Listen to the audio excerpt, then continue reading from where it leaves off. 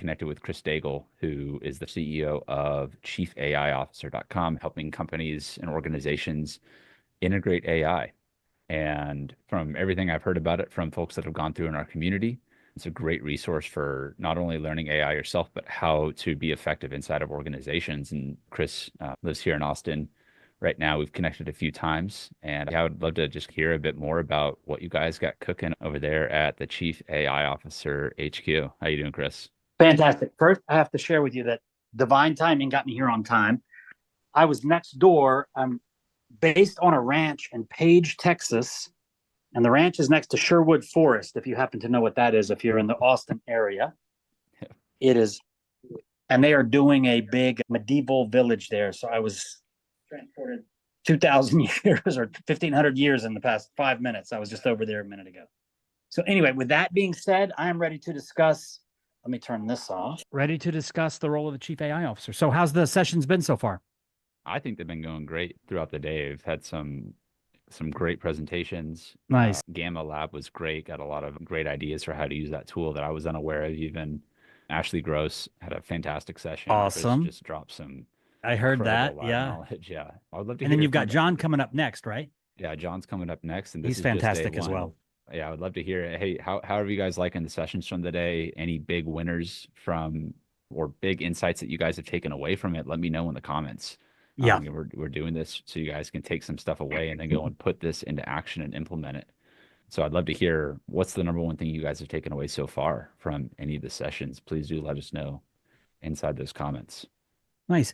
I would like to share kind of our perspective on what the opportunities are for the AI enabled in the kind of from the research that we do and the research that we pay attention to from others, whether you're a chief AI officer or not. Is that I think that would be appropriate topic right now? Yeah, I think you have a unique vantage point from where you sit in the industry to see like where are things shaking up right now. And like, I think also a little context about how'd you get started with this in the first place? So people can get a little background on you, but like, where do you see things going from your position?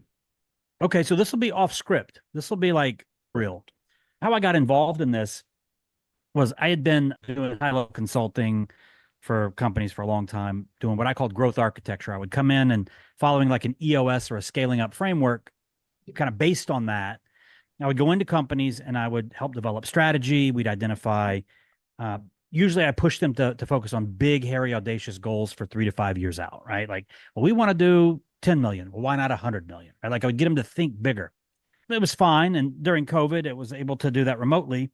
And then in November 2022, when GPT 3.5 came out, I had heard about 3.0, I'd heard about 2.0, but to me, it was a situation where it was like, oh, sounds like a great opportunity, but I'm not technical. It'll be somebody else's big opportunity. And I just didn't understand it. And it took until March of 2023 where I had my aha moment and I realized the impact that generative AI, if you know how to use it, the impact that it can have in a bit.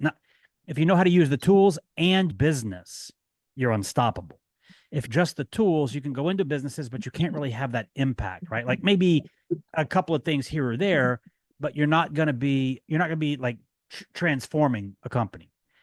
However, if you understand business process and how to scale a business and how different departments interact with each other and all the business stuff, and you learn these tools, it becomes very easy because you're able to go, oh, this tool does that. Oh, it goes here. And this one goes here. And that was the aha moment that I had. And I heard Peter Diamandis mention this name of a chief AI officer in an interview that he did with Tom Bilyeu on the Impact Theory podcast. And he said, and if you don't know who Peter Diamandis is, those of you who are on the call, Peter's a lot of accomplishments, but one of them, he's maybe one of the co-founders of Singularity University, where they evaluate how predictions on how emerging technology will impact business, life, those sorts of things. And they've, over the past 30 years, their predictions have been accurate 86% of the time. These guys know what's going on. And I heard him mention this about generative AI. He said, what I'm advising all of my companies that I invest in and that I advise and everything is that they need to have what I call a chief AI officer. And he said, it's not somebody who's going to come in and fine tune an LLM. It's not a data scientist, but it's somebody who understands business, hopefully your business, and they're able to go out into the landscape and see what technology, like what's happening with all of these Gen AI tools and bring it back to the business to accelerate the business. And I said, man, that's what I do. Registered that domain, and we immediately went to sourcing some fantastic faculty on a curriculum that we built that kind of takes somebody from, I don't know, hopefully you're walking in the door with some business experience, but everything from the tactical all the way through how to develop an AI business strategy. So it's a very robust training. And the people that we attract, they're not the people who want to, make $5,000 building bots. Not that there's anything wrong with that, but these are more like career professionals who they see there's disruption afoot. And if I don't get ahead of it, I'm going to be disrupted. And I hope that everybody, obviously, if you're here, folks, that you have that suspicion. And with some of the information that I'm about to share with you, I think that suspicion will be confirmed that you are in the right place being here. So we started our efforts. We didn't launch the product, but we started our efforts in development early in 2023. And I thought, man, I'm late. Like, we got to run because we're late. Because I saw the impact that it was having in our own business and understood what this meant for business at large. We weren't late in 2023. We're still early. But I can remember having our annual planning for 2024. And I was like, guys, 2024 is going to blow up. We've got to hit the ground running. And same thing. I would say that we were still early. It's becoming less so. And the momentum that I'm seeing the end of Q3 and what I expect to see for the rest of Q4 is that we're not going to be late anymore. 2025 is going to be the year of hyper adoption from businesses that have been at a distance. Let's see how this plays out. So everybody on here has the ability to be at the tip of the spear, at the crest of the wave that I fully expect to land hard. And so what does that mean? Philosophy that I have is that everybody who's early in with generative AI right now, we're all holding a lottery ticket.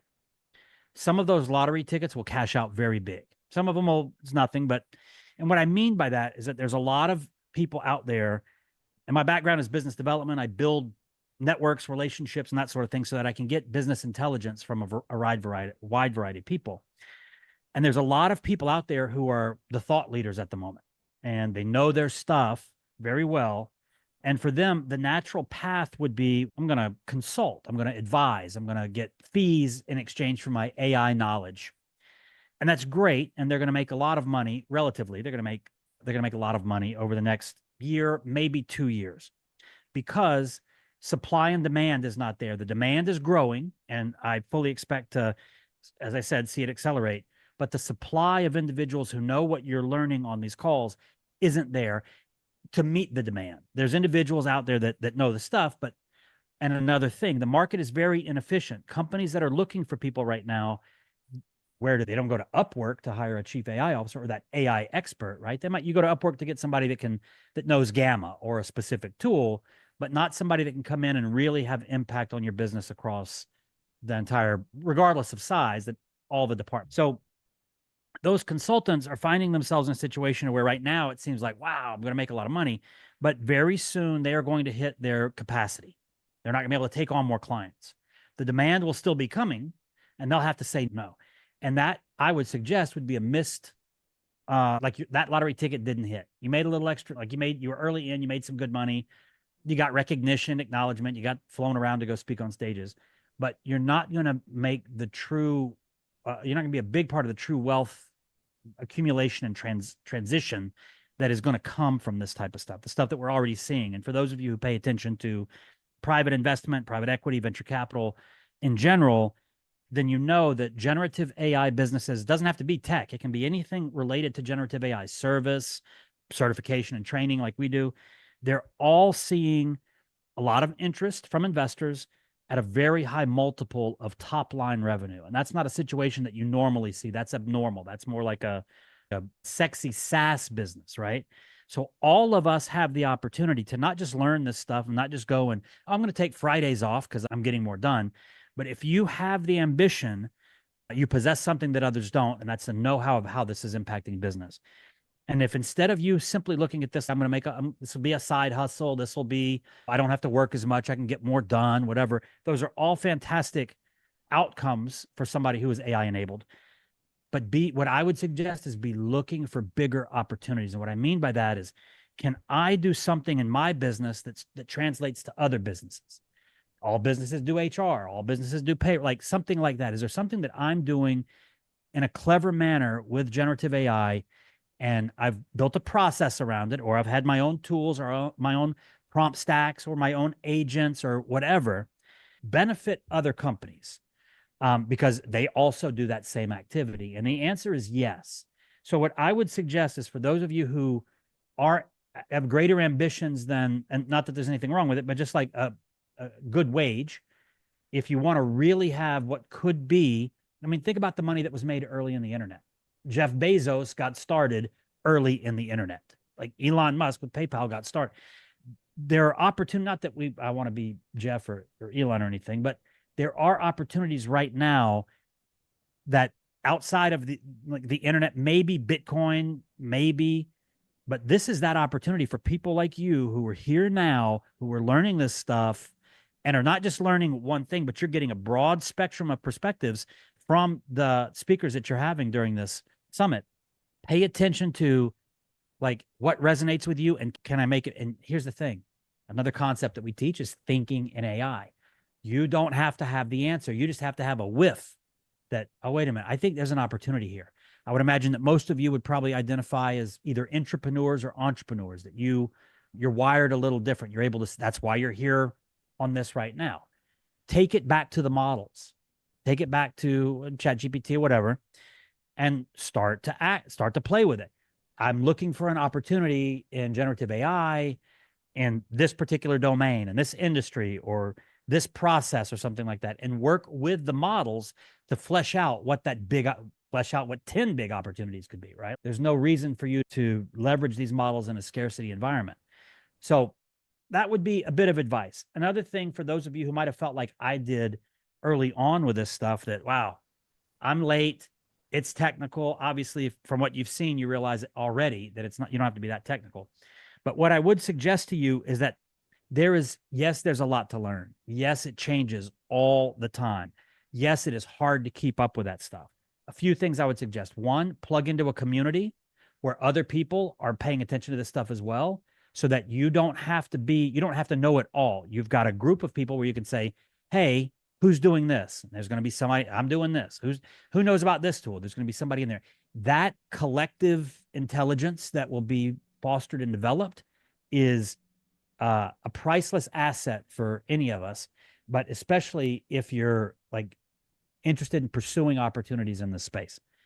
The second thing that I would tell you is that don't be overwhelmed by that, because I suggest that you've already done the hard part about learning AI. And what I mean by that is, go back to what I started this with.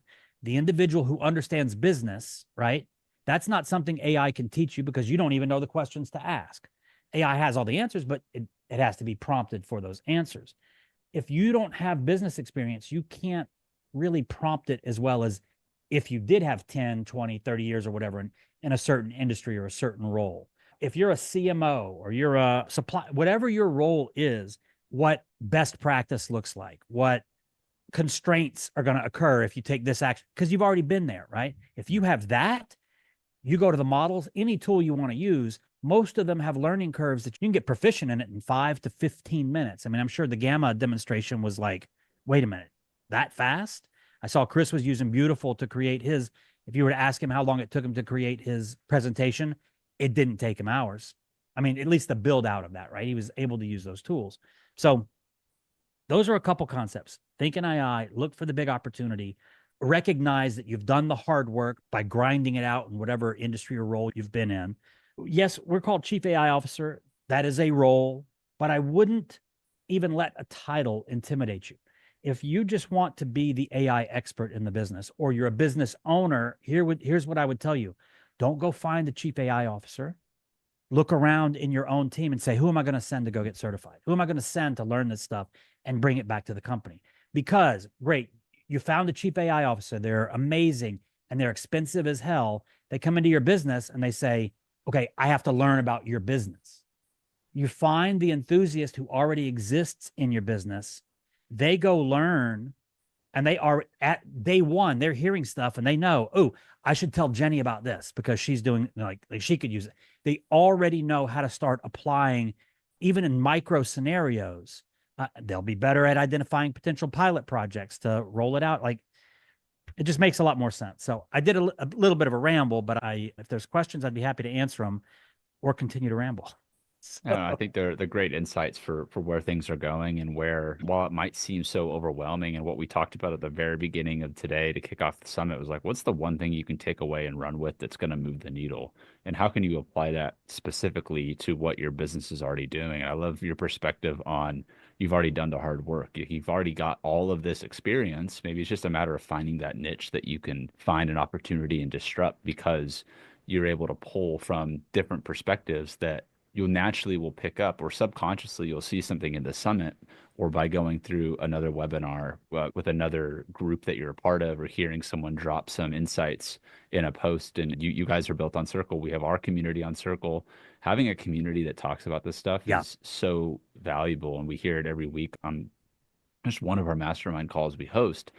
If you don't have that group that you can lean into when the rest of the world is scared and fearful of AI and doesn't even want to accept that it's here, having a space where you can go and lean into even just another community of people that are exploring and seeing how they can be innovative with these tools has exponentially more impact on and what could be than just waiting for the next book to be released on this. And so finding that community, for one, is why we started Gen AI University. I know that like the similar guiding principles behind Chief AI Officer is why you guys have started it. And again, everyone is here coming through the summit with us. Like, I guarantee you guys are already further ahead than the majority of people that are just sitting around waiting for the train that's already going by. This is the time to hop on that train and be one of those that is choosing to be a part of this wave and be on the point of the spear, as you said. Yeah. We have a specific kind of set of suggestions for anybody who is doing that. All the research indicates that once you start using the tools like the Gamma or whatever you're going to learn about over the next few days, you don't just say, oh, great, I'm going to take a longer lunch. That you actually, that time that you start to get back from intelligent application of these tools, that you set that extra time aside to learn more about the next tool or to identify a process where you can introduce those tools. And what will happen, it's just like working with, let's say you needed a VA and you went to Upwork and you found a VA.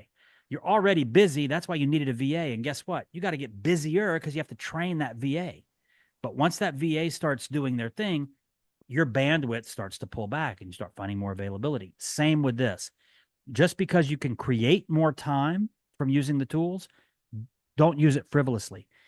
Invest that created time into learning more so that you can create more time to invest in learning more. There will be diminishing returns at some point. If the excuse is, I don't have enough time, or, oh man, I'm already busy and the kids and I'm working 50, 60, 80 hours a week, whatever you're working, you only have to do this for a short period of time. And what's going to happen, and here's another bit of advice that I would suggest to all of you, document what you're doing. It doesn't have to be perfect, but shoot a video. Hey guys, just wanted to share something, because that content that you're creating, distribute that content in your social profiles. I don't care if it's Instagram, LinkedIn, Facebook, whatever, because the people in your warm market, especially the business, like your business peers, they have the same questions as you do. What are we going to do about AI? We don't have a solution. If they see you, hey, wait a minute, Chris is doing some cool stuff with AI. Tell me more.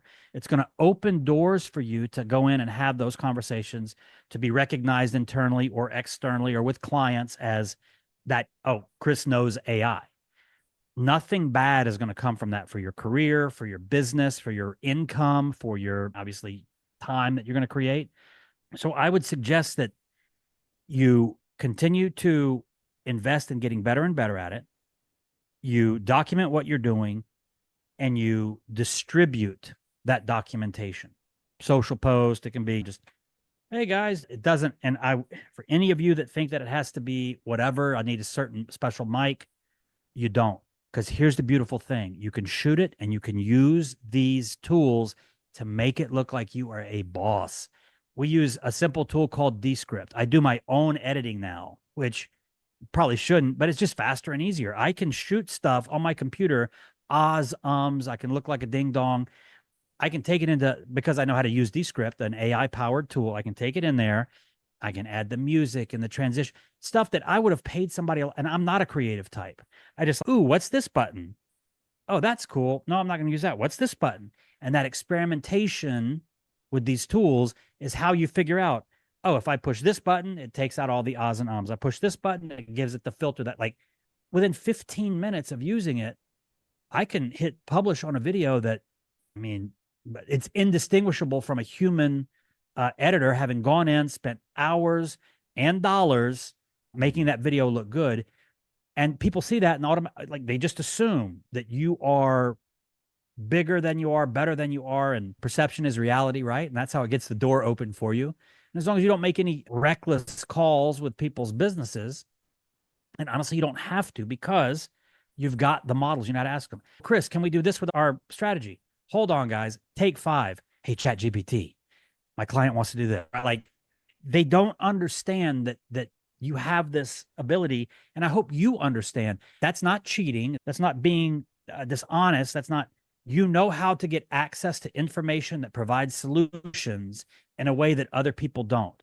That makes you valuable, right? I got a nickname. They call me Dr. Daigle, right? And that doctor part was, it's funny and humorous, but it's because I was a problem solver because of my network. Now you get to be Dr. Lannon because you don't have to have the network. You've got access to the tools and you know how to elicit ideal outcome from those tools, or you're going to continue to learn over the next few days. So And another you mentioned ramble. Descript. You mentioned Descript. I mean, I was mentioning earlier, and one part of the sessions or otherwise, how are we going to watch all these recordings? We got 8 hours of live streaming going on right now. We're pushing on the 7th hour, going on the 8th. And I'm using Descript. I'm going to upload this thing. It's going to take some Yep. time to process once it's in there, but it would take weeks for that to get out in a traditional sense. It would cost a lot of money. lot of money, and if not just money, just time for another editor Yeah. to take it, to process it, to require me to give the inputs. But because I know what I'm looking for, and I know that it doesn't need to be perfect, but sure, there's sections in here that thankfully we've done the organizing of the content information ahead of time, so I already know when I'm going to be chopping up all this content. Mm-hmm. If something is like a little sketchy on the audio, which I think will be fine on this, but they have a studio sound AI now built into Descript. You can record something on your phone and you can make it sound like you recorded it in a professional studio, and hard to tell the difference with it. And it's a powerful tool that, again, a lot of people just don't know how to use them, even at a basic, simple sense. But also, like you say about asking ChatGPT this, 2 days ago, 3 days ago, ChatGPT search function finally became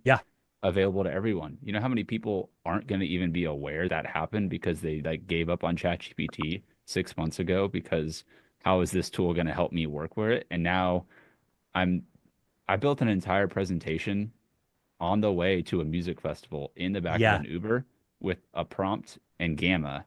And I showed my friend when I got there. I was like, dude, check this out. And he's, whoa. I was like, dude, I wrote that into Uber. Just because you know how these things tie in. And some of it might just be fun and I'm just playing around with it. But that's part of what we talk about too with productive play. Is just go out there and get using these tools. And then you start to see how you can make these connections that are just going to make you more and more valuable, especially when you find that opportunity. That's a big opportunity. You're going to know how you can make yourself an asset to an organization or to a venture. And then rocket ship goes from there. But any final words or parting thoughts, Chris, for those that are coming into AI and are looking for ways that they can maybe even keep an eye out for that opportunity within all the noise that's going on? So now that you have been prompted to pay attention to opportunities, hopefully you will start to do it. Whether if you weren't doing it before, now you will.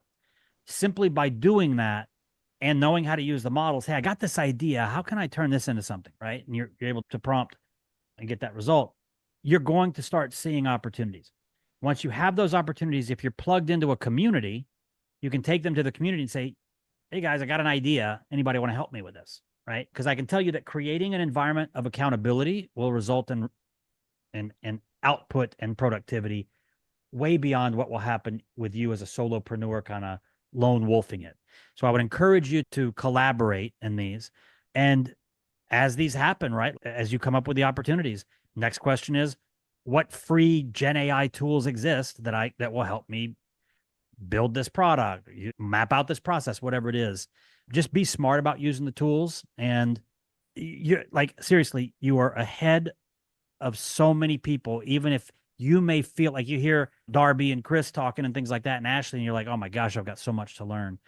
Maybe. However, there are people that still don't have they've never even used ChatGPT, or if they use it like Google, they ask for a search query kind of thing, right? You're a lot farther ahead than you think you are. That would be my closing. I appreciate the insights, Chris, and hopping on here first day of the My summit. pleasure. You know, Thanks we've for had the a invitation.